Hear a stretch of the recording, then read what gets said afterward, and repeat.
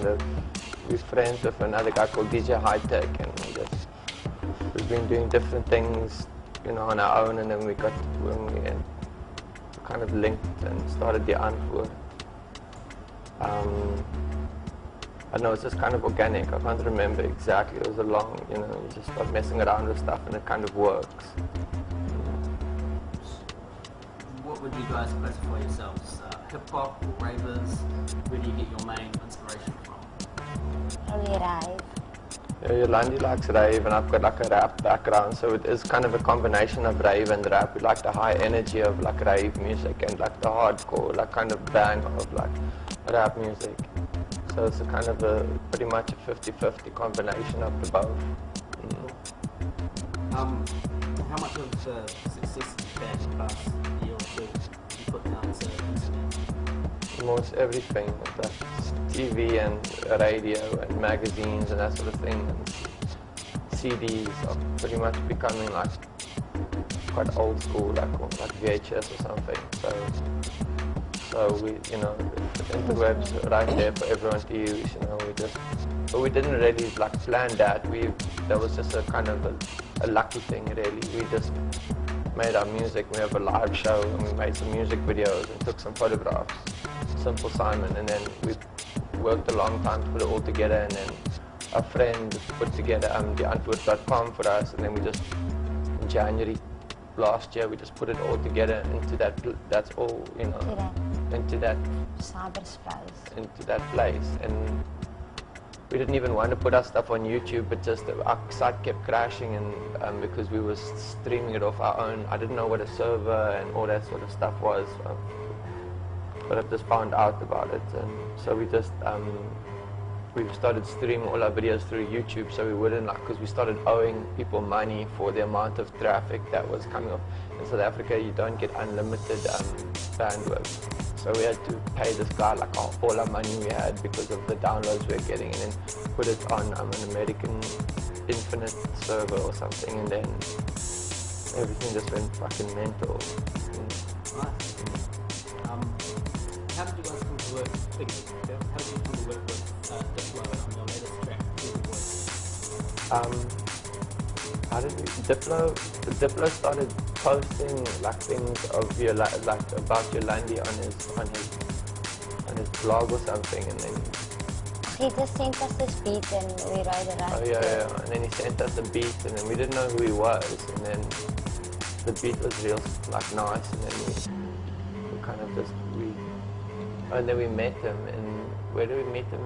It was the first time to play overseas at Coachella. There's like fancy festival there. You drive around on golf carts to go perform, and then we met Diplo there, and then yeah, we got on good, and then we made the song. Yeah. Can you explain exactly what you mean by Zef music? What is Zef to you guys? Zef's a style from South Africa, and that's kind of like, it's like kind of in America you get hip hop or something, and it's like kind of like a style, or like it's not just a, you know, you get rap and then you get hip hop, and it's like a whole style. And Zef in South Africa is like a whole style. It's like how you, like a way of thinking and dressing and how things sound and stuff. And kind of our style is Zef, so it's like a South African thing. What are you gonna say? Sorry. I can't remember. Okay, so if you guys were in your collaboration with someone like Yolandi Vi, for example, what do you reckon the subject matter would be? I don't think we would do a collaboration with him. It would be, say, like, pull down your pants, let me see if you're a girl or boy or something. That would be quite a nice hook. Yeah. What can fans a big day out expect for your show tomorrow? We don't know. Our live show is pretty much the center of our storm, so they can expect to be like kind of in the presence of that. You can come and fuck out and buck wild and the kids go nuts. Yeah, they go crazy at the live, and it's real sweet. Holy moly, it's quite a lot of people usually. So you bring DJ High Tech into or what? Yeah, we roll with him.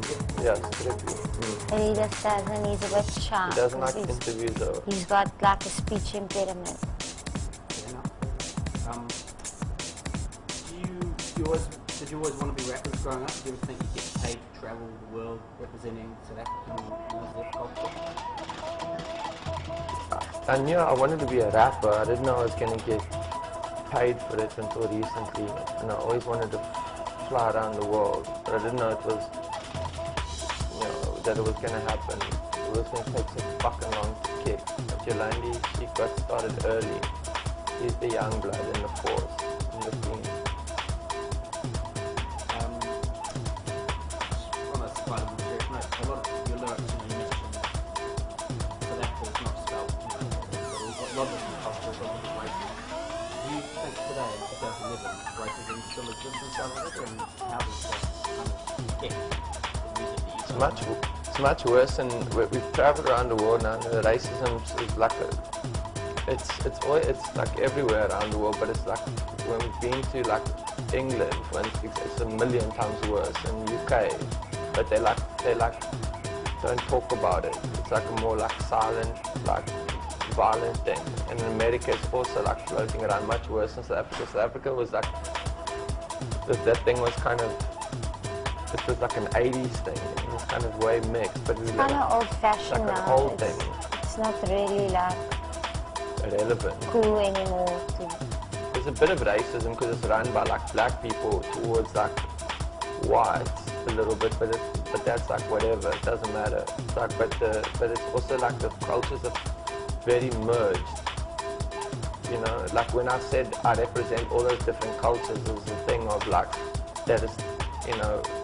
I think so everyone like got all pumped up about that and thought because South Africa is like synonymous with racism, or it used to be until, you know, when you ask people, someone said a funny thing to me recently, when you ask someone like up till recent, if you think South Africa, the first word that comes to mind would be like apartheid or racism.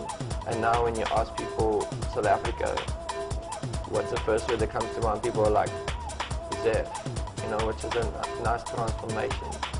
And when I say I represent all those things, it's because South Africa is like a merger of all those things, where it used to be like forcibly like kept apart. For a while now, it's been like just not like harmoniously merging, but it's just kind of like that's what's like all fucked into one thing, you know, and it kind of works, you know, in a dysfunctional way, you know. We love it there. That's what gives it its flavor. Yolandi, you have rats. Pet rats. How old is your rat and what's its name? Well, I've got 30 rats and it's hard to tell the difference, and I call them all sneaky prawns. And my oldest rat, which was 3 years old, he was this big. His name was Khumi. He recently passed away and I got him stuffed, so when I get back he'll be ready. It took almost 6 months for the process to happen because they had to treat the skin and everything. And I got him stuffed in this position like this, like standing on his Splinter. back legs. Yeah, so I'm excited. Like Master Splinter. They had to get eyes from Germany. Really? Yeah. I don't know if you guys probably been asked this many times before. Who gives you your haircuts? My friend Andrew, and I cut her hair. Nice. Her mom used to cut it, but then I thought of the side thing. My mom used to cut it like this, but then She wanted to copy I my wanted style. to take the sides off, and then she said, no, it's going to look too weird. So Ninja did it for me. I didn't care, I just cut it off. Now my mom also cut her hair like this. You've only just arrived in New Zealand, but what are your impressions so far? What had you heard about Kiwis before you came here? What? I know about New Kiwi. Zealand, sorry, Kiwi. We have Kiwi shoe polish in South Africa. I don't know if it's from New Zealand. Yeah.